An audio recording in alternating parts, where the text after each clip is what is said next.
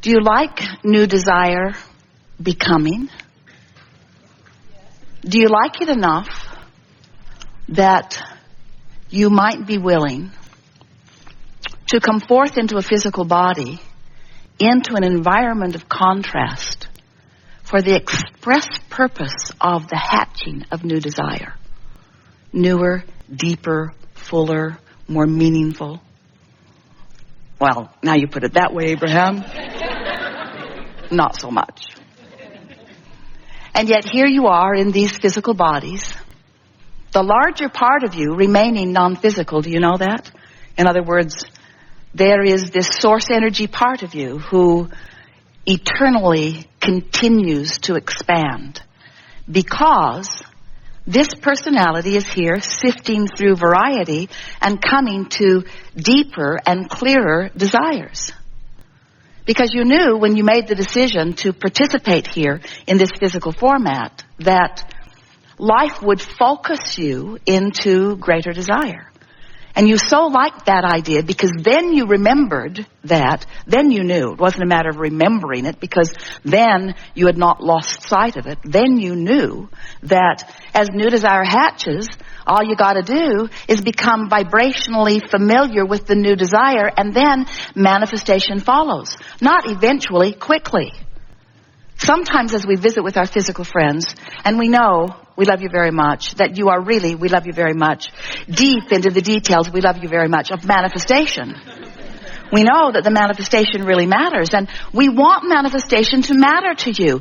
It must be really irritating to hear someone who is non-physically focused continue to draw a big circle in the air and tell you it's the vortex and insist that you go in. It's sort of hard to get your thoughts around that. But the reason that we talk about this vibrational version of you that is expanding constantly because of what you're living is because the vibrational version of you is the larger, forever, eternal version of you to whom you must constantly seek alignment. Because this non-physical version of you is who you really are. So we're going to briefly give you the big picture, and then we're going to get right into how you fit into it and the importance of who you are and the importance of the manifestations that you are seeking.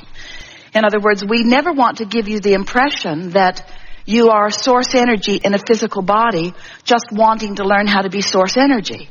Because if all you wanted to do was to remember how to be source energy, you would have just stayed source energy with us. You wouldn't have taken all the time and trouble of being born. It's really a pain, you know. And not just to your mother. In other words, coming forth into a physical body is a big deal. There's a lot of adjustment because you're born into a vibrational environment that is not pure positive energy like you remembered. That's why you cried a lot, especially at first, and slept a lot, and ignored everyone a lot. They kept saying, come on, give me your attention. And you said, I'd rather not. You're not up to speed with me. And they said, come on, play with us. Come on, come and play with us. Come into our denser, darker world. And you said, I'm coming, but don't make me come too soon. Let me remain in this pure positive energy. And we want you to realize that there's no danger, there's no risk in getting out there on the bleeding edge. There's no risk in that. It's just that you are supposed to feel good. You are meant to feel good. Feeling good is who you are, and feeling good is possible under any and all conditions. And when you get that, you have the ability to hold your thoughts in a position that allows you full alignment with who you really are, then what you will have is the knowledge to control the manifestations of your life. Until then, not so much. What most do, even those like you who have been listening to us for a while, you look for details in manifestation to which you can have a good feeling response. And there's nothing wrong with that. We encourage it. We've been teaching it for a very long time. But if you need manifestations to perform for you in a way that evokes from you a good feeling response, now you're creating life by default. Now you're letting the circumstances, you're letting others, you're letting manifestation dictate your alignment, and you want to do it the other way around. You want your alignment to create manifestations, and it's different than you have, for the most part, been playing it. Esther is astonished at how much manifestation has been being searched by her for details to affect the way she feels. In other words, I'll just scrutinize what is for things that feel good, and then I'll feel good. And we say, good idea, good idea, good idea. However, don't depend on what is for your good feeling, because you can never go beyond what is if that's the case. You're not a regurgitator of what isness. You are a creator of new what isness. So, as you stand in your physical body and you're aware of the buffet that's before you, some things you can look right at and know you prefer them, and some things you can look at and know that you would like it to be better. And have you noticed that if you let yourself believe in your own or global or mass consciousness, personal or bigger expansion, that you cannot stop for a moment thinking of what would be better? Esther's been in the new kitchen in Texas, and most things that are in most cupboards have not been there very long, because she keeps finding a better place for everything. Anyone who's trying to find something that was there yesterday is in trouble, because today it's in a new and improved place for a while.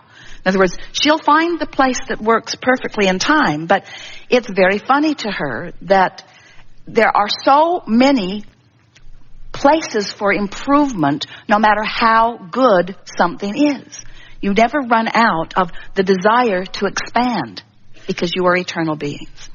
So this expansion is contained, and that's not an accurate word because it's fluid and flowing, but it is held. That's not really the right word either, because it's fluid and flowing, but it's gathered is a better word. It's amassed is a better word in what we're depicting as a vibrational vortex. And the reason we call it a vortex is because in this attraction power, there's this constant gathering of things that match this desire. We call those the cooperative components. The cooperative components to what you are asking for. Well, vibrationally speaking, that's sort of boring, Abraham, because I can't see that stuff amassing. I trust you sort of, but I can't see it, so it's conceptual. It's a theory. Feels a little like fairy dust all over it. I get the idea of it. I believe that vibration precedes everything. But to ask me to believe in a vortex that I can't see, when there's all this manifestation that I can see, oh, Abraham, manifestation is more compelling. Because we could gather together in groups. We can agree on what we see. We can take tests about it. We can accurately acknowledge what it is. Manifestation is meaty. It's seeable, hearable, smellable, tasteable, touchable. It's reality. Abraham, manifestation is reality. We hear you. You talk to us all the time, and quite often you're annoyed. And we say, it is reality, but it's reality that has spawned and accrued and accumulated and come into your visual, sensual senses because it is a vibrational match to something that you've got chronically going on. And you have to know that, because as you move around the planet and you interact with people, you see people living in similar circumstances that are manifesting entirely differently. You see people who everything seems to always go wrong for them, and you see people who everything seems to always go right for them. And you just got to know there's a vibrational variance that makes the difference in what's happening to you, not just generally, but specifically moment by moment. So what we're getting at is you could be observing something that isn't something that you want. And as you're observing it, you're taking it in, you're having conversations about it. And in doing so, you're holding your vibration in an even more specific place. Because the more attention you give to anything, the more specifically focused you are, and the more specifically focused you are, the faster the energy moves and the faster the manifestation becomes. So you could be looking at this thing, and let's call it, for sake of this analogy, something unwanted, and this is the point we want to make with you. Without even realizing it, your observation of your current financial condition or your physical condition or your relationship condition or whatever it is that you're focusing upon, your attention to it is causing a vibrational response in you which equals your point of attraction. Now, your point of attraction isn't something that's going to happen tomorrow or the next day or the next day. Your point of attraction is something that's manifesting now. So much so that this thought and this conversation that you've got going on is going to cause the next people who walk into your experience to reflect back to you precisely what it is you've got going on. Pay attention to that. Pay attention to how close on the heels of what you're feeling, especially if you're feeling it strongly, the manifestation follows. And then the real fun is to recognize, either because the feeling didn't feel good or because the manifestation doesn't feel good. Maybe somebody says something to you that you didn't like, that you didn't think they should have said, that you didn't really believe you had coming, and that most of all you don't ever want to hear it again, but you're hearing it, it's happening, and why is it happening? Is it happening because reality has descended on you? Or is it happening in response to a vibrational stance that you've been practicing that you maybe didn't even know you were practicing until it manifested, but here it is. Reality happens. We've seen the bumper stickers. We like this one better. Reality happens. So then you say, we want you to say, oh, but I get this stuff. I know that I'm the creator of my own experience. I'm not a regurgitator. I observed that, and I had a regurgitating knee-jerk response to it, which I kept practicing because it was really absurd and obscene what happened. And so I told everybody that I saw for a while, do you know what that guy said? Do you know what he said? Do you know what he said? Do you know what he did? Do you know how he made me feel? So you keep it going for a little while, but in all of that, launching, clarifying,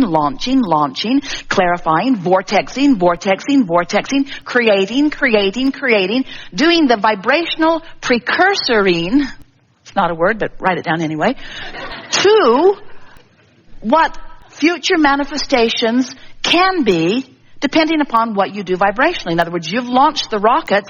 The potential is there for the new and improved experience. The question is, are you going to keep regurgitating what is, because after all, that guy was really out of line? Or are you going to take the bounce and practice, and here are the operative words, practice the less easy vibration, because that's the easy vibration. You just observed it. All of your physical senses told you it was a reality, and if you gathered together with others and went on some of those talk shows, most of the people would agree with you that that person was a misbehaving person and that you are right. But we are wanting to say to you, it doesn't matter how right you are in your negative emotion or in your pushing against. You are depriving yourself of the creation that has been born out of it, and you can't feel good until you come along with the new creation, because you got to keep up with you. You got to keep up with you. We have adored this interaction. It is delicious to interact with you. We can feel that you are in an entirely different place of understanding. You can feel the power of the vortex, and your relationship with it has shifted dramatically. We are eager to observe the manifestational evidence of the vibrational shift that has taken place within you. You now know deliberate creation in a whole new way. And everyone with whom you interact is just going to be this godsend of a reflection of how you're doing vibrationally. It's so nice. Manifestation fast on the heels to let you know where you are. And why would there be such a loving universe that would give you constant feedback about where you are? Because you're supposed to feel good. Because it's right that you feel good. That it's natural that you feel good. There is great love here for you. And as always, we remain consistently and insistently with practice beyond verbal description in the vortex.